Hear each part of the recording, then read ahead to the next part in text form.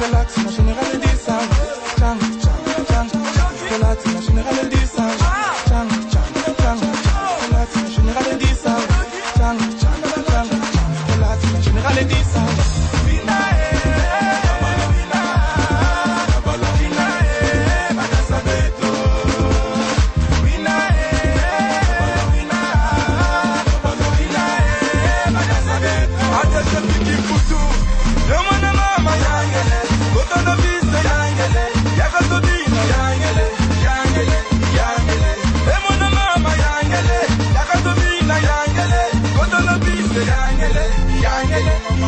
Viens danser chez nous, restez pas chez vous. Ici chez nous, y a pas de jaloux, ça se passe entre nous. Topé ça va, mobosa, babirate bakosa, monolilou, kodina tobosa, yakae. Comme je vous avais déjà annoncé, je suis en Turquie, donc à Istanbul précisément. Tout ça à Istanbul pour la co-informer Bino, Kokutana Bandego, Obaza Awa. C'est vrai qu'on a plaisir vraiment à recevoir dans la émission Oyo. Une concert à la Awa. Christian Confort. Vous avez mon araga. Petite sœur, à la boulot, vraiment, yé moutou, à ça solo, vraiment, émission à la Turquie, à Istanbul. Vous voyez, boulot, on est commis, c'est vrai que. Dans le Bermond Mingi, Babi Moussala baby, génération Sikabaji, na Sikabaye, Babi Moussala, c'est vrai que Babi Moussala, Bayebi Moussala te, Ibele Bayebi Moussala te, Moni Moussala Oyo, Izali Moussala Batunyo sauté. C'est pas tout le monde qui est appelé à faire ce travail. Comme maçon, n'a rien Moussala te. Mais maçon, Bazalaka, oh, Bazaba professionnel Bazalaka. Médecin pour Bazali, nous savons comment médecin te. Nous savons comment appeler avocat, donc avocat ils ont métier sauté comme métier ils ont appelé sauté donc ils ont appelé la ligne numéro boyé il faut voyer bakatoye biké tout le baga animateur animatrice aux journalistes c'est vrai que ça demande une formation animateur peut-être ils demandent une formation mais il faut baser ça là il faut savoir la base mogo ils ont permettre de comprendre makambu au salaire aussi le traitement d'information, il y a aussi l'analyse mogo. Ils ont vraiment là. Ce qui peut baser des athées, c'est vrai que la rédaction dans la place engagé, il faut encadrer, orienter peut-être un point fort. Chose à peut-être fort dans l'émission mogo, où il y a fait divers. Effectivement, ça là on fait divers. Qu'on mélange rien sauter. Yo yebi na ma politique, tout ça l'émission politique. Oui, ma musique à Congo, tu veux faire une émission à musique à Congo, oui, bien émission à éviter. Mais ça là, Oyo, au Monique, on est quand même capable d'encadrer la carte de rédaction d'ailleurs, parce qu'ils allaient Moussala Moko noble, Oyo, bisous de défendre quand tu coûteras baïné, tu es gozoa, génération Péasikeye, Netiba, Christian, Confort, il y a la tchèque vraiment alignée, il y a HK, grande H, Ariane Kajinga, la mbote musique à Kinshasa. Na tchèque vraiment la lignée il y a Marlène Kassanga boyebi na ka Paris à ce qu'on a Paris lignée à Laura tendance tendance à Laura lignée à Nicole Vangu de Vangoulé Nicole Vangu mami il est là boyebi à ba lignée wana intelligente instruite dans le monde wana cultivée. Je pense que à ça la bolanda peut-être ba balanda déjà à ça la émission na il est à la EDTV et pas à mettre dona bambote aussi musica vraiment na écoute d'abord bambote dans le bimo mingi bambote d'abord Christian. Bonjour. Joyeux anniversaire parce que c'est l'anniversaire des Alilo. Vous avez selon la coïncidence jour anniversaire na écoute na Istanbul. Joyeux anniversaire. Manzembo. Joyeux anniversaire. Joyeux anniversaire, joyeux anniversaire Christian, joyeux anniversaire, voilà. Merci beaucoup, merci beaucoup. Voilà, anniversaire vraiment, nous avons bakissé sous un mingi, aux sala et cola. C'est vrai que Moussala n'a eu un atalarango, chapeau, coup de chapeau. C'est vrai qu'Istanbul est allé. La Turquie, émission ça l'a raté, oui, on valorise en haut, ça la émission avec toutes les difficultés possibles peut-être le blanc à la émission. Alors la couture la à Istanbul, Christian, ça fait combien de temps d'abord Ouais, merci beaucoup Ndekonangai et ça nous a vraiment plaisir il y a collègue à l'émission na po yambanga po nazala na ruluba ebele et nazatala na mboko nazala ngamoko et bana pena osenga bana et bana zayi soué nanga vraiment que non en tout cas ndeko moko pa ya yambatanga boye bapenga vraiment ce qui na bimela wapso na uta wapi vraiment c'est une occasion moko malam pour nanga vraiment yango moni qui na sepeli vraiment malgré mon état de santé je suis malade mais tu opéré hein, je crois tout ça l'opération chirurgicale voilà naza vraiment na état moko ya malade mais je me suis quand même forcée je me suis dit na roya vraiment pour na leka na émission ya ndeko nanga na bana ko lande depuis Kinshasa les amis de Weji donc yeza pena ba moko ya ba ancien onanda ko landa o pesa biso pe goût ya kosala musala oyo lelo yango vraiment naza na esengo mingi nga awa na Turquie c'est depuis 2010 que naza awa ou déjà 4e année nanga nazo continuer toujours à Istanbul. Istanbul, à la carte Istanbul, c'est vrai que au sali 4 ans maman solisé belé, je pense que la partie 4 ans oyo oui quand même maman solisé que na communauté na biso comme kutana pena bandeko na biso mais toujours d'abord na kati métier na yo hein oyo zo sala o la nid biso quand même biso baine ça fait combien de temps au continent musala oyo est-ce que banyango kaka awa ou bien banana Kinshasa ba comprendre mon mke. Merci beaucoup. Pour le métier Oyo, c'est Bandana Bandi Moussala Oyo, c'est depuis une année, déjà une année, depuis janvier 2013, depuis c'est déjà une année et demie, on a continué à Moussala Oyo. Oui, c'est bien, on a Bandi Ango, mini vraiment à Istanbul. On a profité pour m'en saluer la promotion. Moi, je fais l'ISP Gombe, je fais l'accueil tourisme. Moi j'ai fait l'accueil tourisme. C'est vrai, Christiane, comment est-ce qu'on s'est lancé dans le journalisme? Parce que tu es bien à ISP, qu'on a journalisme, mais à la raté. Oui, c'est vrai. Moi, j'ai fait l'ISP, j'ai fait l'accueil tourisme. Alors, on a option d'habitude au Salaki, on a Salaki, il y avait une branche, il y a communication. Et c'est par là que moi, je me suis penchée. Parce que, na sali, na profité, na pesa ba auto aussi, ça na bango fama, ba Tania Kimboudi, ba Marlène Tongo, ba Pamela, ba Loretta Basenge, ba Sheila, donc bazamo ebele, ba on vraiment tant batalanga ba lobalanga ate Christiane ba zaka étonné parce que tous na branche il y a communication oh vraiment ngai na ces penchants na Kinshasa oui, j'avais commencé na sala na TKM, je commençais par la radio. Je fais quand même TKM. On les alliés chaîne au biso de Banabe biso na Kinshasa. Ouais, na les cas de passage comme stagiaire, je fais 3 mois là-bas et c'est par là que nazoka susugu ya continuer na msa nanga. Quand je finis mon stage na TKM pendant 3 mois et je me suis dit bon na koya voyage pe ki koya na ndenge na ki ko bima na Turquie. Alors tant na commis na Turquie, d'abord moi ba bazala nanga bayebi, ils savent qui je suis. Je parle un peu trop, j'aime des humours. Voilà, donc na animaka déjà ba fête, il y a des gens souvent ba benganga ya ko animer ba fête bona boye, voilà, je fais déjà et c'est par là que na so sugu ya continuer na msala o. Quand on a à na Turquie bino boye bi ba yebanga quand na ibisa bino ya bozala te Turquie za mboka mo ya likemba. Mais ce qui biso ba confort longa yango parce que vous avez na moi patience et belé. Donc quand on a yé na Turquie, alors il y avait pas ba oh msalo ezala raté. Alors je n'ai pas sous Gouana, tant on a animé la fête moko boye, bah c'est que Christian le baga bien déjà, t'as des gens dongo le baga, mais vous allez bien au mano sala boye, au continuer vraiment dans le sala au. Pour animer la fête moko vraiment ça a cartonné malgré que bah image ezalade ezate, ça a vraiment cartonné. Alors ndé par là, on a jusqu'au Gouana, na équipe pour que ne peut première émission na sala na un trésor loi.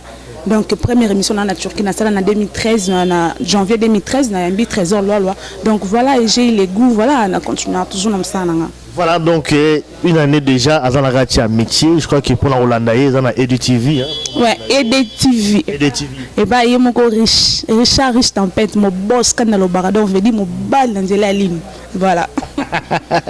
Ça c'est vrai. Donc vous allez vraiment souhaiter vraiment à qu'il vraiment les bossons dans le parce que dans le talent, vraiment talent les aller alors mais au sein de la Turquie quelles sont les difficultés d'abord parce que le bénin moment qui rapidement dans le salon ça là en Turquie bah difficulté vraiment na makaso kuta nango par rapport au salon ça fait déjà une année ça a vraiment expérience déjà au quotidien nango bah difficulté à niveau ni. Ouais, bah difficulté vraiment na Turquie et ça est belé donc on pendant la CPL pendant l'émission on pendant le babina ba vérité belé bah difficulté ça tout en nango ya makasi vous savez bah tu es belé bon Turquie na monde entier binous boyebi que non Turquie vraiment za mboka ozo kota batu ba okende ba zo kota ba Schengen wana pour Turquie vraiment mboko kota batu alors les difficultés tout en nango okomona ba musicien na biso ba ya kana bango moi be muntu vraiment yé pe na yé mais au rendez-vous pour ça une émission à Boy. Boy pas dans la Turquie. À Boy parce que à la Turquie. ana ba monanga ke na Turquie donc aboyine mais tant comme na ba Schengen France to Belgique yim tali boso luka na émission ozomona ba difficulté tout en vraiment yangwana ba na ebité ba mona Turquie Turquie non amona bazo dénigrer Turquie parce que bike bazo ke na Schengen moto za na Schengen mais biso bon tout ça quand même de chrétiens ngana lo bango et c'est quand nous na tsara makolo pesa melanga parce que naza une fille okotunanga na Turquie na Istanbul naza fille na bundaka na ndenge nanga na kota libala te naza nanga moko na bundaka toujours kaka pona réussir en fait. Na réussir la vie. Vous savez, parce que la patience et la longueur du temps. Nous sommes là malgré les difficultés, malgré tout quand même. Tout ça là quand même est fort, il y a qu'à survivre quoi. Voilà les difficultés de Zaranango. Au comme on musicien hier. Aza baya ke belé pour Turquie côté mbato belé puis bana ba Schengen on a boyebi na ko tanga ba kongo te pour la Turquie et na ebi papa depuis 2010 bananga na ya banda 2010 na ba leke belé mais ko sengi rendez-vous beaucoup na mutu que bo passer quand même émission à boyine pourquoi ba boyaka peut-être à niveau là je crois que tu as quand même na église na culte je crois que ba bazala na quand même na quatre émission na biso au moins mon taboui à mon na image ils a dit à quoi yoza awa ça fait 4 ans et ça l'année pourquoi vous boyez les gars bon ngana mona ngozaka complexe ozomona na mona ngozaka complexe oui c'est vrai balobaka non Turquie c'est un pays arabe mais non balobi toute vie on comprend na sala pe ko émission mona beta PCT na lobele yango au moni na vie tant yo même na école totanga ceux qui n'étaient professeur en mathématiques au linganga été ils ont pas passer na cours d'abord pour tout d'abord personne nani professeur d'abord yemoko au linganga été au reçu na cours comment c'est pareil avec la Turquie ils ont poto moko ya sika c'est maintenant que les Turcs comme les Africains. Donc à l'époque il y a kala so tali ta 5 ans passés 10 ans passés ils avaient qui moi passé na Turquie mais c'est maintenant que ouverture et bandit comme ce qu'on comprendre africain comme non ils ont poto ya sika mais ce que on a un complexe déjà à Schengen complexe déjà on a Tour Eiffel complexe déjà ici c'est Paris complexe déjà wana ozomona tant déjà complexe na wana tant ozobenga ke no ya mais bazo ko ça ba clip asali na pe clip na pe sur ko na kim ki na France tout na Belgique mais ba clip bazo ça pesa poto vraiment ba image ozomona pesa poto mais ba clip ba sali ma camion so awa mais quand pas passer l'émission pas bi nga na fio na obi ya na ngapona ebisa nga na fio na valoriser Turquie mto boyo ngati nga vraiment na valoriser Turquie malgré qu'il pleuve qu'il neige malgré la difficulté Turquie nga na longa Turquie nga na confort na longa vraiment Turquie na longa Turquie tiko ba wana ba complexe na bango ke non Cristiano le quoi za na Turquie ba mon temps ba l'émission ba mon nga ke non na le na Turquie on se comprend alors ça c'est quoi que non c'est comme ça qui vol numéro direct qui visa France direct tant comme en France à quelle les émission mais tant en Turquie à bon une école les émission Cristiana on va difficulté ils avaient na ba difficulté on est belé na kuta na belé ba musicien belé so maintenant le bon loba les gars voilà ba théâtre également ba comédien aussi ils sont passés par ici également et belé na mba pe belé na pesi 2 minutes bébé nanga wana moi nanga parler quoi 2 minutes c'est gore 2 minutes gore 2 minutes moi nanga parler ba salon place ça ba place azali quoi voilà tout monaka moi complexe wana na habité ba moni wana ba France ba Belgique ba poto kala vous comprendre si on comparer ba France na ba Turquie ça là comparer ba France il y a ba 1900 vous comprendre ba 1960 ba 70 wana donc voilà donc bango na ko connaissez salama et c'est bella ba ligne facilité ba ligne ka kuna mais a beto na bourra c'est Turquie aya Turquie et ça Turquie na gata ya Istanbul yo bi ulonga Turquie ulonga ondeni c'est que nous anini pour longa Turquie c'est que yaki na 2010 est-ce que esprit nous alaki au fan au leka kaka ne mamsuba yaka yo longi na sens nini au moni Turquie na yo sabatu ba banga quand il est sabinu ya bozalate au moni ba Turquie za bamboka moko koza motema moto te vous comprendre parce que za motema moto au quoi ko recruter na sima Turquie za kitsa motema oui biso stoyaka to luka ba visa ba Schengen ba kin to bunda pour tous ba Schengen to zoate alors il s'est fait que to ekobimana to 8 mois opportunité ya na Turquie mais tant que to na Turquie to tima elle en place vous mona ndeka na biso ngai ilolos na salare donc on sika na chama ko lepesa melanga to akala pena ba idée que non okende Schengen nga boy mais la vente na telle que Turquie ça terme que non vierge on se comprendre Turquie ça ko la ba poto à l'époque ba papa me bando boka ba mère malo à l'époque wana on se mona na bino na koza na ko kende précédé na mina ko ke précédé na chema elle na nganje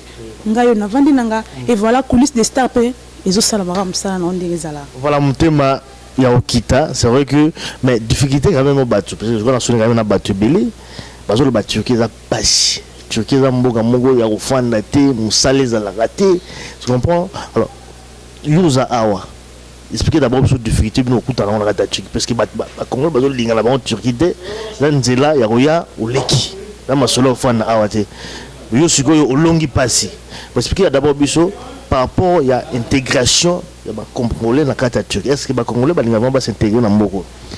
Oui, la communauté na biso est passée. La communauté na biso les Congolais to boyate pour to la communauté na biso ndenge zalaka. Oui, Turquie eza bat balinga ko vanda ngote. Oui, ba difficulté ezali parce que social les até. Mais na ko ba social les até mais social azali. On se comprend. Comment peut social les até? Voilà, social les até mais social ezali. C'est-à-dire et ça un organisme pour esunga pe ba réfugiés. On doit comprendre. Oui, biso stanto ya Cameroun, sotanga ya ka nebaka balobaka. Le début a été toujours difficile dans la vie. Donc on a beaucoup habité, on a parenté, on a début nous sera toujours difficile. Alors dès qu'on a lobby social d'abord bat balinga vanda te pour baby que non ba pesa bon parler on non dinga na kuto parler za la raté non mon difficulté il faut d'abord parler et voilà pose d'abord ndako nature il faut za na mbongo ozomona il faut za na mbongo la difficulté de kuta na bosso d'abord za parler une fois ça za dana parler aux esika au chamutu au mona que c'est bon ngai vende na expliquer ka bino que non ngana longa na Turquie parce que nazaki na tsamwa na kitara vraiment motema Turquie ça de quoi te que non ba la France que non ba peso parler ba peso yo boyer mais ça quand même na social o ya muke daka ba organisme ezali que dans niveau ni en fait niveau ya santé au cause de ce que na papier na yo HR na yo na papier na yo et que zo beli Monique est sur le pays, bah faire soigner yo. Papier, il y a des demandes d'asile en fait. Voilà, papier demande d'asile. En fait, nous les Congolais, tout le monde s'intégrer. Ici, on parle pas le français, on parle la langue turque. On doit comprendre. Si et puis difficulté, monsieur peut dire la langue. On se demande. Si quoi, biso les Congolais, tout le monde s'intégrer. Tant on a une idée que non, non, ok, dans la France. On attend tant à quoi bah qui tire qui te. Non, quelle langue wana wapi. On se demande déjà. Non, quelle langue wana wapi. Ah non, qu'il y a que le sous Turquie, baki turc, non ça non ça m'aboutit à rien. Ce n'est pas ça le cas. Donc il y a commis d'abord première des choses pour aux la bien intégrer, il faut d'abord ta langue. Alors imagine-toi, moi je suis catholique, na l'église, on a quand même to solisa quand même ba père wana, ba to singa bango que to lela bango, mikolo nakuta que non ba edakata biso, ba ça même ba cours ya langue. Il y a qui turc, il y a anglais, il y a informatique. Gratuitement. C'est gratuit. Mais il y a des Congolais qui sont dans le cadre. C'est comme Moutou, à Rokende, à commission na Kouwana, ou là, Kende, à ma copine, à négliger les clanguana, il y a qui n'est copine. On a discuté souvent il y a langue. Pourtant, il y a une langue, mais ça, la Turquie, il y a des mais ça, les alliés, papa. Donc, que ça n'a langue en ligne. Naïbad, na sengade. Les alliés aux hommes. Le problème n'est qu'en nous les Congolais, les Congolais, communauté na miso ming surtout ba fainéant. Tant que tu es dans la Turquie awa, c'est bien to kola na ba culture ming ba français na ba belge. Tant que tu es na Congo, tu as qui to kola na ba belge, na zomo na tebi quand même culture na bango. Alors ce n'est pas le cas, ce n'est pas le même avec le turc. Turc bango basé na programme na bango mususu. Vous savez, bango ba namsa na bango 9h tant tout 22h. Nous les Congolais nous sommes le fainéant. Alors pour travailler chez le turc, d'abord turc c'est un robot. Pas sérieusement. Turc qui travaille beaucoup, c'est un robot. Alors tant que comme ça n'est pas turc, il faut travailler plus que turc. Alors et lors de Kim Saba Congolais Angoana. Malamola na epongi, ayebi ko benga ya na kati, autindele quelque chose. Mais balobi quand même aussi que attention au sali pas foutre comme manœuvre, soit boy pour foutre à boy au Kenya nulle part. Ozo beti pe na kayu pe na ibo manganzo to wala. Ozo pe la tena suka. Mais non, tout commence au début hein. Avant ça la musala boyo kana non. que non pour biso dans la semaine moko bafutaka par semaine je peux dire toyebi que non na bandi musala nga lundi samedi opesanga autant avant yo banda musala fo boyo kanati comment est-ce que yo boyo kanati boyo kani maboye no pesa après ombon ezati bon wana vraiment nga naza na Turquie nga naza na bato na ndako na bato travaillaka mais ezalaka likambo yo kana sali pe bafuti epe au moins que nako ba que neso comme tam sous ebele nde comme moi na passe mais ezanango ba misala ezanango batuti ko bank sabao ba na kin bol ngata msubaya ba mona ke ote Turquie misala ezalade te yondo a finir yondo za finir mais ce que tout le bien ba maman aux congolaises aux maman africaine maman congolaise aux monara moro na lo ba mingi te bozo monara une image congolaise ba beauté ba ni mangamtu ifandi mais basi on a gata Turquie puisque on a eu qui ba son ok non ba congolais ba yo que ça soni baza awa mais ba sous baza awa il faut ba rejoindre une baille na bango de l'autre côté ça dit ba côté de biso dozali mais baza awa la transit même à solo ra netika ke non aza pena mutunde mususu awa ko des autres côté donc tu ba masolo na belé awa qui vraiment ba fille vraiment patience eza troté net mibali ba ko capacité mais ta so quasiment bon na malingi susu ba bakiseleka moi mingi donc ba mi ko sala moi mbulu moi mingi ki ndumbe ko moi trop awa na mbele na biso yo lo bani yo maman congolaise. Bon, on a un koloba que ça dépend aussi de l'éducation mutamoto. Ngana Christiana, na ya Turquie awa na na ndekute nga yoyo. Ba ba yebinga. Amoni ya on kana lobi nyoso nizaka na temple na place na ko ba eza complexe. Nyoso nizaka complexe kaka. Vous comprendre? Moi je me dis, ou ta France, ou ta Belgique, ou ta Londres, ou ta Canada. Juste on a beaucoup 4 saisons dans banque sanga dit. On a beaucoup TGV, on a beaucoup métro. On nyoso na France kuna eza na Turquie. Kutu ba kwem susu ba yo ya oti bela ba biku tu Turquie et l'écrit bela nana complexité nga nana complexité on se comprend maintenant yo yé il faut d'abord loko yé oyé malgré que tu as kana loko te tu as kana mbongo te jo mo oti soki France to oti Belgique pour oti Schengen aye pas sakana yo pour ndimion nyo so buzo ba yo mo ko ndimto ko nga ça dépend éducation pour netinga na yebe pour kana ke lenga mtana France ya on en France on te mona ba ka bele ba ekuto ko biloko na lengi point hein pour habiter capitale la forme mboko eleta fort eleta donc capitale eleta monde mobimba hein tout le monde a bandé bayaka nani hein mais non en fond qu'on se le dise hein ngana complexité na complexité c'est ba on ba ça ba kinduma ba ba France ba ko saka bango awa c'est parce que ba lingi et ça complexe moi je me dis à tous en France à tous en Belgique à tous en Canada biso sto na mboka 4 saisons mutabank samninga te donc voilà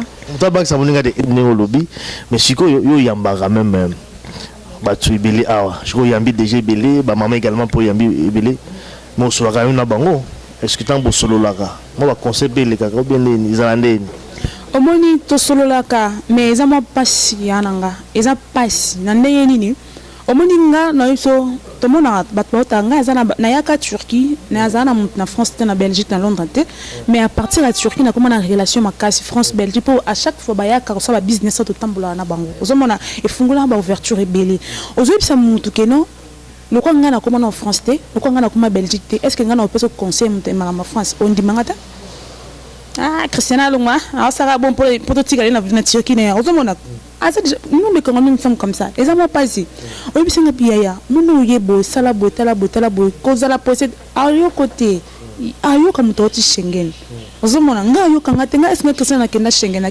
te siko yo kanga ndeni ozomona siko ayo côté parce que amonu tam sous fitinay donc voilà ala fitinay c'est vrai ningaza loba Turquie zamboka Istanbul. Voilà, donc je crois que dans mon tour, aïe, objectif naïe, azali ko poursuivre, aïe na Turquie, aïe pour la nini, bon voilà, nous avons objectif naïe. Mais si quoi, Christiana, yo, au final il y a 4 ans, bon nous avons, mon fond n'a pas qu'à, au la vie na, au bas la péka, ou bien, la vie na boulot qui est mon peu bima, non plus beaucoup.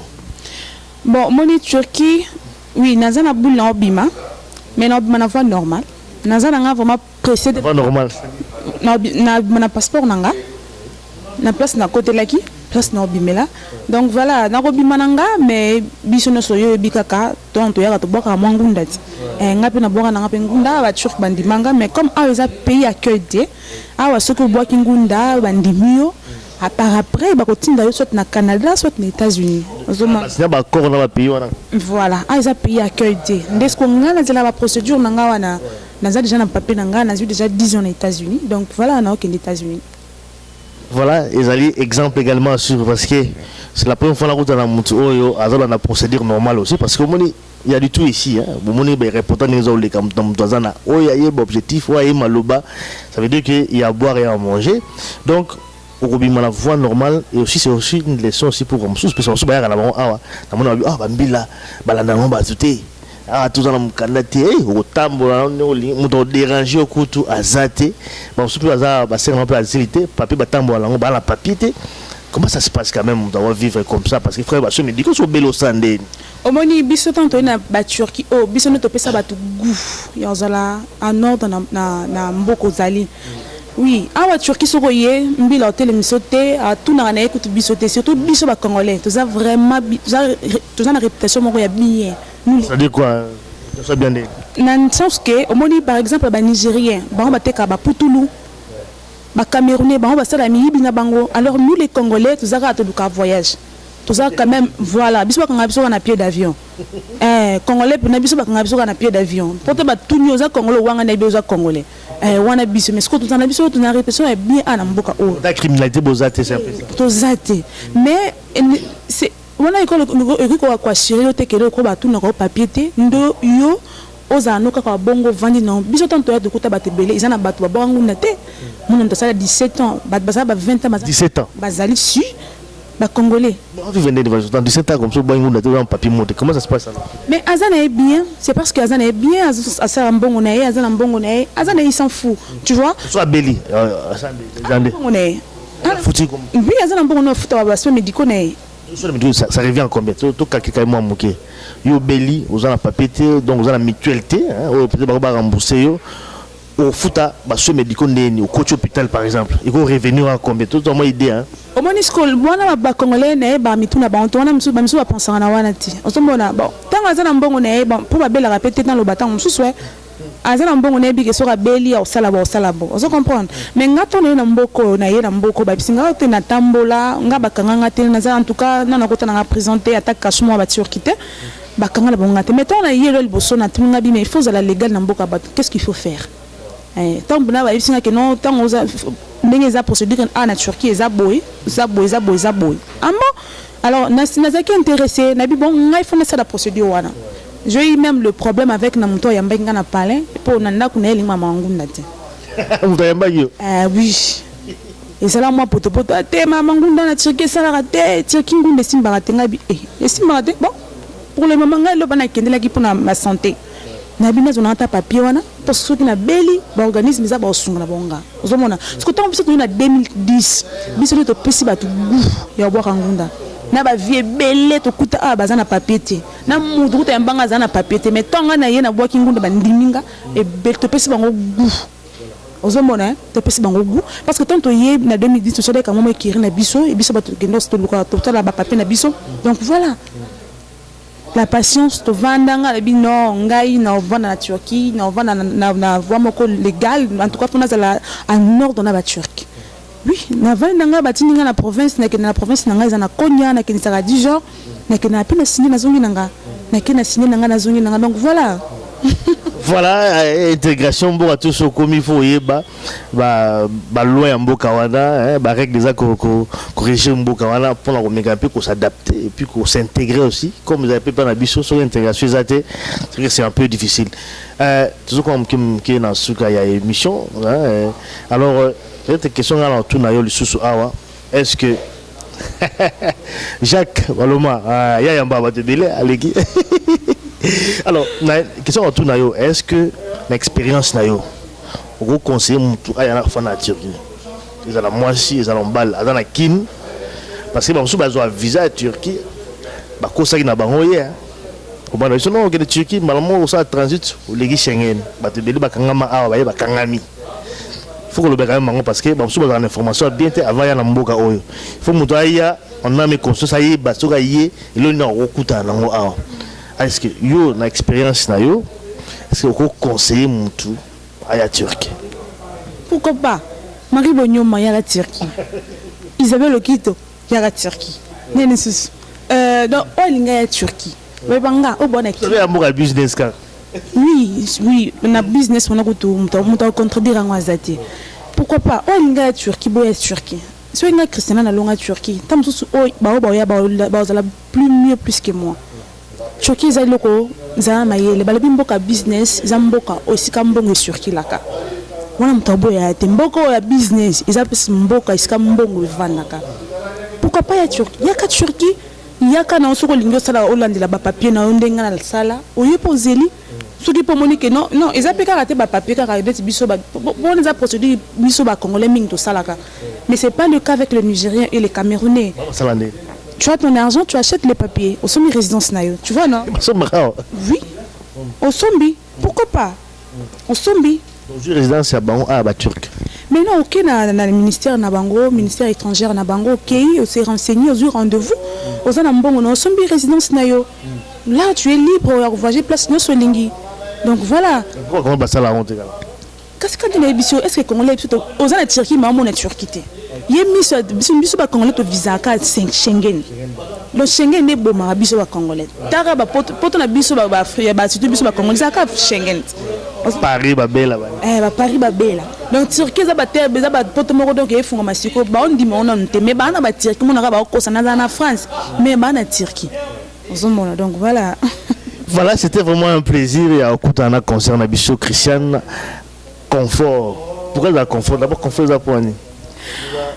Voilà, bien quand l'émission Turquie ambo likemba. Ils ont appelé ambo likemba ne bandel na ngana zonga na Congo na bina zonga nga. Vous comprenez? Alors na sami pesa ba discipline moko de moi-même. Pourquoi ka autambolité tout na bango Christiana confort. C'est une fille appelée ça goût à Turquie.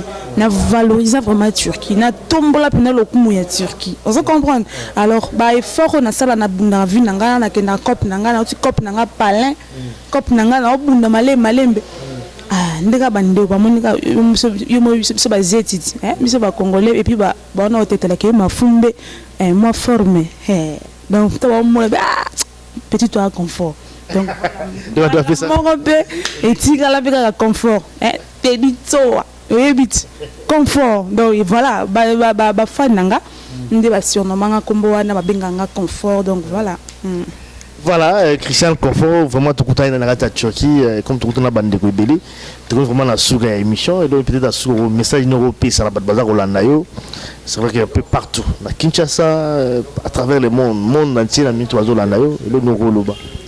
Vraiment na relancer quand na surtout ba ebanga bona na ba Afrique na ba Kinois na vraiment wa linga tsika ya o bona linga tsika ya pour contacter ka Christiana naza na yamba bino donc boyena bino Turquie za nango esili nango te mutu ba ko sabino te ko Turquie mbo o la mingi wana so ko landeli yenda za fenia Turquie mbo mo ga bien donc za nango mbila tumisana na mutu te o mukanda za mbo ga mo vraiment ya business kuso ye ah oui, na bossa na yebiso.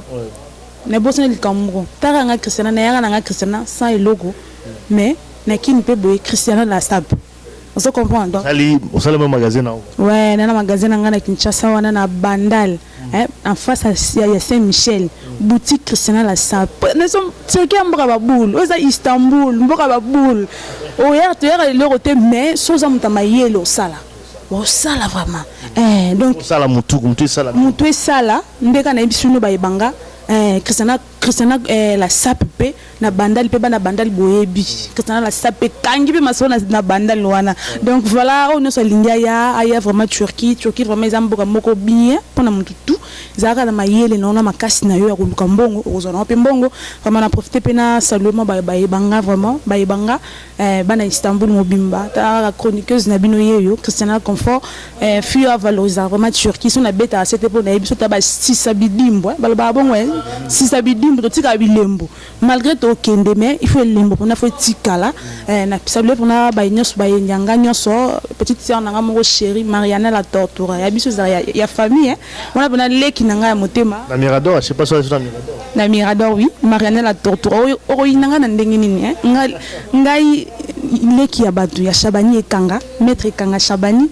leki ya batu ya Edi Okito leki ya batu ya bienvenue Lisembe ya batu ya Mariana la tortura ya batu ya Isabelle ya batu ya Anna Okito mama ya batu ya Hermon Kiloko mama ya batu ya Allegra Kiloko mama ya batu ya Deborah ekanga donc voilà donc quand tu es quoi je te observe à Istanbul.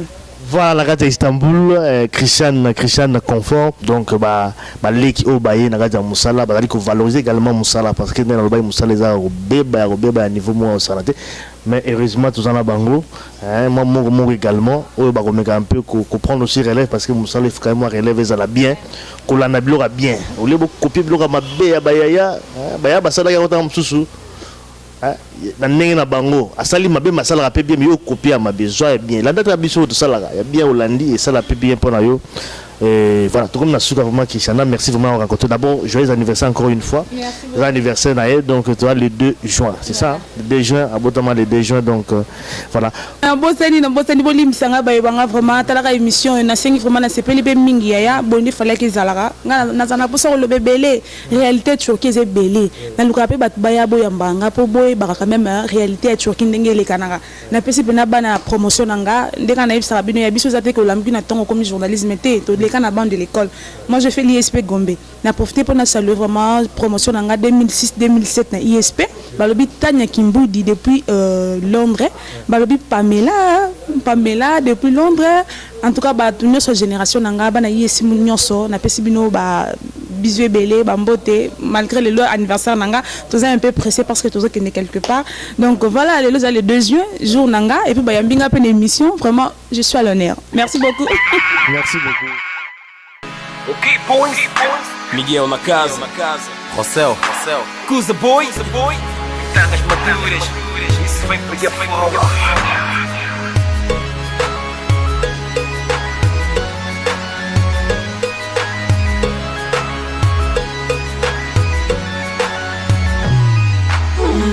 Miúda perigosa que não vacila. Do coração pior que gelatina. Nagueiro minho daqui não me vacila. Fica mal é só você. Miúda perigosa que não vacila. Do coração pior que gelatina. Nagueiro minho daqui não me vacila. Fica mal